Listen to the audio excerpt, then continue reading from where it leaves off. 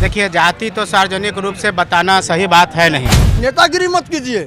यहाँ ये पब्लिक को देखिए मांग क्या है, उससे पता लगा ले सरकार कि कौन अमीर है कौन गरीब है, उसके अनुसार जो भी सुविधा देना है सरकारी वो दे सकती है। और फिर हम 70 साल बाद घूम के फिर वही आ रहे हैं कि हमारी जाति क्या है। नमस्कार, आप देख रहे हैं देशवा न्यूज और मैं हूं आपके साथ दक्षा प्रिया। अभी हम पहुंच चुके हैं पटना के रामकृष्णा नगर पर और मेरे साथ मेरे सहयोगी धीरज भी मौजूद हैं। जातिगत जनगणना भी जो है वो हो रही है, उस पे भी लोगों की राय लेते हैं और जानते हैं कि ये लोग किस जाति से हैं। जी, किस जाति से हैं आप? देखिए, जाति तो सार्वजनिक रूप से बताना सही बात है नहीं। और जब देश हमारा आज़ाद तो हुआ, सरकार पूछ रही है। यही बात तो सरकार को समझने का है कि जब हमारा देश आज़ाद हुआ तो जाति पाति धर्म सबको दूर करके ऊंच नीच के फ़र्क को ख़त्म करके और फिर हम 70 साल बाद घूम के फिर वही आ रहे हैं कि हमारी जाति क्या है। तो ये जातियाँ इस तरह से अगर बांटा जाएगा तो और देश में लोगों में बिखराव होगा। अपने आप को हम समझेंगे कि हम इस जाति के हम ज़्यादा संख्या में हैं, हम ज़्यादा बाहुबली हैं। कोई और समझेगा कि हम, तो ये जाति जनगणना सरकार का जो मकसद है हमको लगता है पॉलिटिकल मकसद है। तो जातीय जनगणना कराए सरकार, इनके पास काम धाम का समय बहुत ज़्यादा बचा हुआ है तो इसलिए अपना लगाए हुए हैं लोगों को सरकारी काम को, शिक्षा छोड़कर। शिक्षा किस जाति से आप लोग? यादव है। जातीय जनगणना करा रही है सरकार। ठीक है, क्या लगता है, सही है गलत है, क्या फायदे हैं? देखिए, इंडिया में दोनों ही जाति रहना चाहिए, एक अमीर एक गरीब, ठीक है। और उसका प्रमाण पता लगाना है तो पैन कार्ड वगैरह आधार तो सब जुड़ ही गया है अकाउंट से, तो उससे पता लगा ले सरकार कि कौन अमीर है कौन गरीब है, उसके अनुसार जो भी सुविधा देना है सरकारी वो दे सकती है। ये जाति पूछना शादी ब्याह तो है नहीं कि जाति पूछ के करना है, ये तो सरकारी सुविधा लेना है हमको।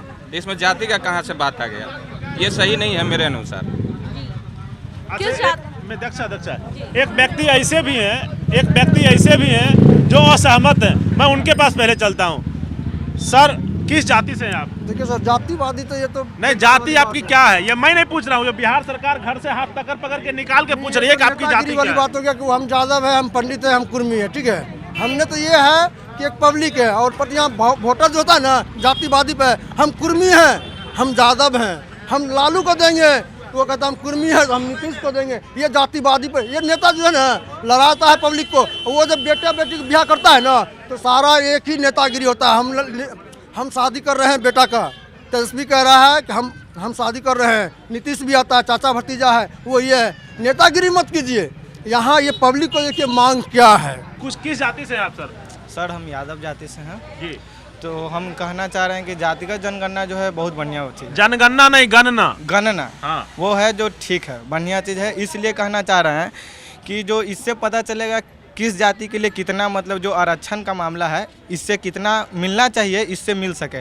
क्योंकि प्राचीन काल से ही हम लोग देखते आ रहे हैं कि ऊंचे तबके के लोग, बड़ी जाति के लोगों का आरक्षण शुरू से ही है। उस समय क्या होता था पुराने ज़मानों में, अगर कोई चोरी करता था तो ब्राह्मण ये सब जाति को मामूली सज़ा दिया जाता था, जहाँ तक कि नीचे तबके के लोगों को मौत की सज़ा दी जा जाती थी। तो इसी कारण देखते हुए आज अगर 100 बरस पहले से अगर आरक्षण दिया जा रहा है तो इस पर सब ऊंचे जाति का सवाल उठा रहे हैं कि आरक्षण गलत चीज़ है। यहाँ तो किस तरह से गलत, हज़ारों वर्षों से ऊपर वाले जब राज करते आ रहे हैं, ये 100 बरस में उन लोग को आरक्षण में इतना दिक्कत होने लगा, तो ये जातिगत जनगणना किस आधार पर गलत है? सही चीज़ है। आरक्षण सिर्फ 10 साल के लिए लागू किया गया था कि सब मेंटेन हो जाए, बराबर आ जाए, ठीक है। अब जो है ना, अब ये कोई ज़रूरी नहीं है कि बड़े जाति के लोग गरीब नहीं है, उसमें भी गरीब है, उसमें भी ठेला खींचते हैं लोग, उसमें भी आपका मतलब लेबर का काम करता है लोग, सब में है। अब सब बराबर हो गया था, अब सिर्फ जाति लेके नहीं चलना होगा सरकार को भी। अब ऊंच नीचे ये सब नहीं चल रहा है, अब सीधा सोचना होगा कि अमीर और गरीब, बस जो गरीब है उसको दीजिए, सहायता कीजिए, तो जो अमीर नीची है जाति वाले के साथ बैठ के ऊंची जाति वाले खा सकते हैं, अगर खत्म हो गया तो। खा ही रहा है लोग, सब जगह खा रहा है। जो इस चीज़ को मान रहा है वो समझे कि उसका सोच गलत है। अभी शहर में हो सकता है लेकिन गांव में तो ऐसा नहीं दिखता अभी ऐसा कुछ। गांव में भी होने लगा है। जो गांव शिक्षित है, जो गांव एजुकेटेड है, जो गांव मतलब कि पढ़ा लिखा है, वो समझ रहा है इस चीज़ को। और जो गांव शिक्षित नहीं, वो पुराना अपना मैंने वो कहावत नहीं है कि दादा मर गए हैं और जंजीर ढो रहे हैं। आखिर जो फायदा है वो सभी जाति को मिले, ऐसा हम नहीं कर रहे हैं कि यादव समुदाय को मिले, उससे भी नीचे जाति को। अच्छा, गणना से आखिर घाटा क्या है ये बताने के लिए बोलिए, गणना से घाटा क्या है? घाटा देखिए, घाटा कुछ नहीं है। अगर जाति का पता चल जाता है तो सरकार क्या करेगी, अब इस यादव यहाँ ज़्यादा है, राजपूत ज़्यादा है, भूमिहार ज़्यादा है, तो उस जाति का नेता वहाँ खड़ा किया जाएगा और फिर उसी तरह से जातिवाद के अथी में लड़ाया जाएगा। अरे हमारे जाति का खड़ा है, इनको वोट देना पड़ेगा, ठीक है। तो ये चीज़ नहीं होना चाहिए। ये देशवा न्यूज़ में फिलहाल के लिए इतना ही। बने रहे हमारे साथ देश और दुनिया की तमाम खबरों के लिए। धन्यवाद। सिर्फ खबर दिखाना देशवा न्यूज का मकसद नहीं, देशवा न्यूज की कोशिश है कि समाज की सूरत बदलनी चाहिए।